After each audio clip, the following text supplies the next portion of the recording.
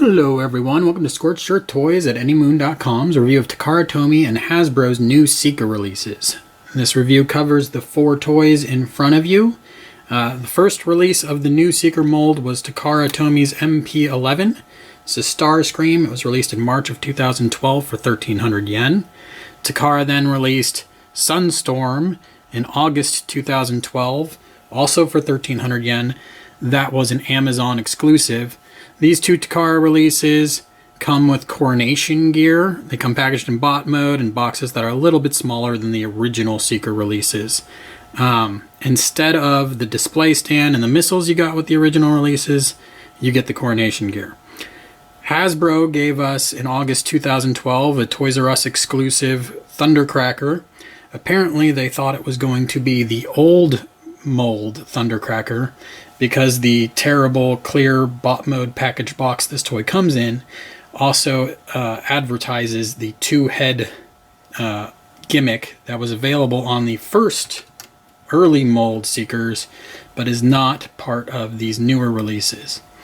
To celebrate creating packaging that didn't suck, Hasbro rebooted their Masterpiece line in July of 2013 with Masterpiece Acid Storm MP-11. He was also a Toys R Us exclusive for $75. Both the Hasbro releases come with the same extras that are packaged with the early Seekers, that being the display stand and the missiles, along with obviously instructions. These toys have a lot of painted on details, so there are no stickers with these releases. Alright, let's take a look at what makes these different from the old mold. Alright, to the left I have the new mold Masterpiece Thundercracker. To the right I have Takara's MP-7 Thundercracker. I think you can summarize the difference between the 2 toys by saying that the old mold toys tried harder to look like fighter jets, whereas the new mold toys try harder to look like Transformers. So I think that kind of summarizes the difference. Kawamari took the prototype Seeker toy. He added conformal fuel tanks to the side, which give fighter mode these thicker width along here than the new mold toys have. He also took the rear of the craft and made it as sleek as he could, whereas you'll see on the new mold toys they seem to try to make it as boxy as they could, which again kind of agrees to the cartoon more. So it might be a preference issue for you which Seeker mold you really appreciate more in fighter mode. Now that said, bot mode is really where the differences in the new mold shine, because in bot mode the old mold has a bunch of kibble that definitely doesn't look like anything you saw in the cartoon. Alright, so now another difference here. The new mold has little arms that reach out and connect to the null rays. On the old mold, these were just separate items that plugged into these holes here. Now, the big difference there is on the old mold, if you wanted to attach the missiles, all you had to do was remove the null rays and attach the missiles. On the new mold, you'd have to unpeg the null rays at the arm and then add the missiles. Not a huge deal, but just something that seems a little curious. Things get a little more curious when you flip the toy over. Now again, you can see how the conformal fuel tanks concealed bot mode in fighter mode. But you can also see that the new toy has a flat part right here, whereas the old toy had a notch. That notch is really what makes the display stand work for the old toy. So Hasbro's releases that come with display stands don't really fit on them. You can make it work, obviously, as you saw in the beginning of this review, but it's not quite like it should be. It'll fall off pretty easily. But that's just a minor nuisance. Let's check out the gimmicks of these toys. All the gimmicks you know and love from the first Seeker mold have been retained for the new Seeker mold. You can angle the intakes down a little bit to get a more proper F-15 fighter appearance. You can open the canopy and place a figure inside that cockpit. There's a little bit different paint schemes for those figures. Again, because I shouldn't say paint schemes since they're not really painted, but different color scheme for each of the pilots. You can see more on anymoon.com. You also have the nose radar gimmick, which opens like so. Fun fact, Starscream is the only one with painted detail inside the nose. Moving back, we get flip-up engine detail. It's not very detailed, I'm afraid, just like the original Seekers. You also get the air brake. Now, fun fact, the Hasbro releases paint this area inside of the air brake silver. Takara does not. Also a fun fact, Hasbro and Takara disagree on which way these Decepticon logos should point. Hasbro always paints them the opposite direction. Note that the front Decepticon logo opposes the wing Decepticon logo, so I would say I guess I prefer how Hasbro treats it. You have functional wing flaps, but that's part of transformation. You need those anyways. Flipping the toy upside down, you have a front landing gear, but it doesn't lock into place still. Again, just like the original Seeker mold. And then you have these rear landing gears that really look like they were borrowed from a GoBot. So that's pretty sad. You have adjustable ball jointed thrusters. And that's about it. So, a lot of fun little gimmicks for fighter mode. Overall, fighter mode is pretty decent on these toys. As you can tell, they're fairly large. They measure about 32 centimeters long. I do have a couple of nits that I'd like to point out. First, the pilot figures, which I guess are supposed to be holograms anyways, look horrible. Is particularly true with Acid Storm, who just comes with this green pilot figure. At least with the other figures, they get a shiny pilot that looks more like a hologram, I guess. Also, the pilot is too small for the cockpit, so as you handle the plane, the pilot gets jiggled around and might end up with his butt against the window. Not the coolest thing you've ever seen. Also, in handling the toy, you might find you pull down the fuselage on accident every now and then. It's not as bad as it was for me on the original Seeker toys, but it still happens. More prevalent, these tail fins, they don't have anything that locks them in place, so you'll be handling the toy, and then you'll find that the tail fins are poked up. On Acid Storm, the thrusters have green finish at the end, or only partial black paint. I believe this is because Acid Storm's bio says he sprays acid, but it just kind of looks cheap. Speaking of cheap looking, coming from a Macross collection standpoint, the plastic on these toys looks really, really cheap. Upon close inspection, you can kind of see swirls that you just don't see on high-end toys generally. The paint schemes, particularly on Acid Storm and Sunstorm, are real love them or hate them paint schemes. You'll either enjoy them or you will think they're hideous. So, to each their own on that one. I personally kind of find them fun, since the new mold toys are supposed to be more cartoon-like anyways, and these are definitely that. A bit of a bummer from the old mold to the new is the reduced detail on the toy. The old toys have all these little no step paint jobs and everything else. Again, this is part of the moving towards a more cartoon accurate toy and away from something that looks like an actual fighter jet. Alright, let's check out bot mode. Alright, if you haven't seen it, you should definitely check out my transformation guide on how to get from vehicle mode to bot mode. And before we really get into the nuances of bot mode, let's talk about the Coronation gear. First and foremost, the Coronation gear will not fit on the old mold Seekers for a couple reasons. One is the intake kibble that comes back and would block the cape.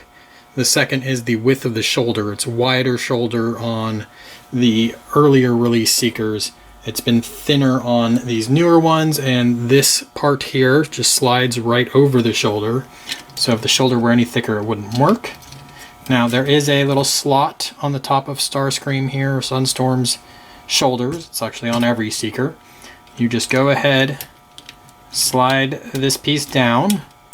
Obviously you want to use the one that has the screws pointing backwards. And get it in just the right spot. Oops.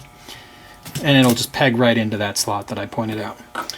The crown, just bring back the intakes. Put the crown on by just pressing down. It will stay on there pretty well. The cape has a little latch that goes over the back plate. The latch itself rotates. So if this were on the toy, you would be able to get the cape to rotate in any direction. There's also ball joints here. So if you had it on the toy like this, you could bring the cape upward. Unfortunately, the weight of the cape is so that it'll just fall back down, so you would have to prop the cape on something if you wanted to make it look like it was blowing back from whatever Seeker you were applying this to.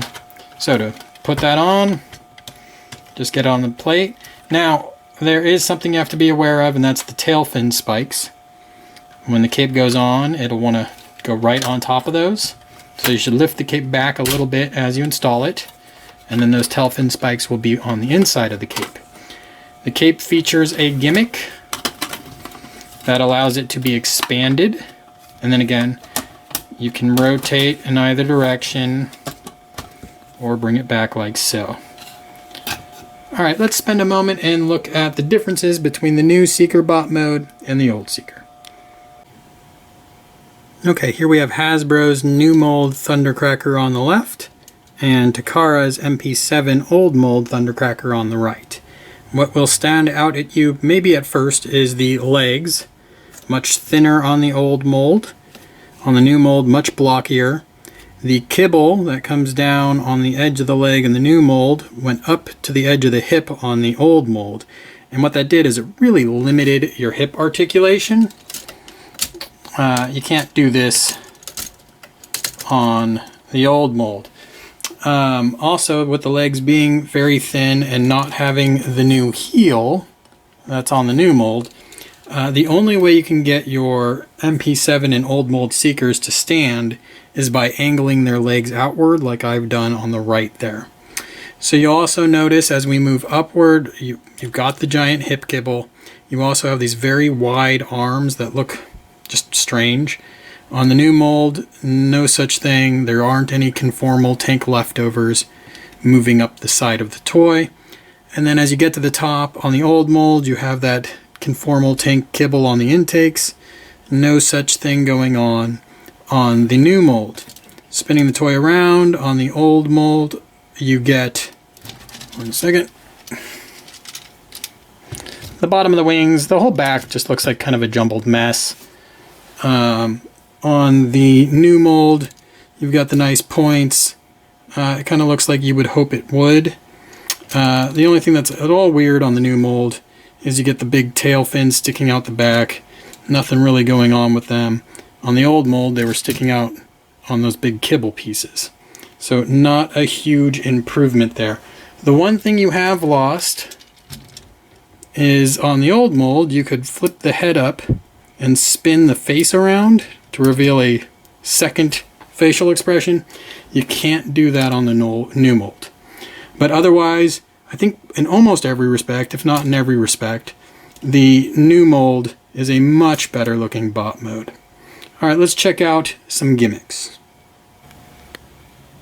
So I've already mentioned that you don't get the two head gimmick that you got with the old Seeker molds, but one thing does carry over, as old Seeker Starscream will now demonstrate, and that is these chest missiles.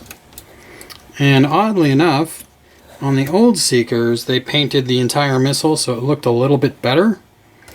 On the new Seekers, that's not quite the case. So here on Starscream, you can see it's just little white circles painted inside. While I got Starscream out, you can also note that he has a darker face than everybody else. Just a little fun fact again for you. Sunstorm, little silver circles painted on top of yellow pegs. Not very visually impressive. The other thing to mention, The display stand does work very well in bot mode, although I mentioned that fighter mode, not so much. The bot mode still works great. You have red circles painted in for Thundercracker. Again, just top of the missile painted, looks pretty cheesy. On Acid Storm, you get little yellow circles. So, it's a neat gimmick that you got the chest missiles, but it's not done in the most visually appealing way. Alright, let's check out some articulation. Okay, let's spend a second playing with our toy. From the head, you get pretty much a ball joint. Do most what you'd expect to be able to do with it. If it bumps into the intakes, you can always move the intakes back, kind of like the G1 toy had it. Get just a little bit more clearance. Then you have your null rays, which are again on an arm on the new mold. They can pop off, they have a ball joint there. But you can kind of do whatever you want with them. There's a twist point at the bicep, and then there's the double jointed elbow that lets you bring the arm all the way up.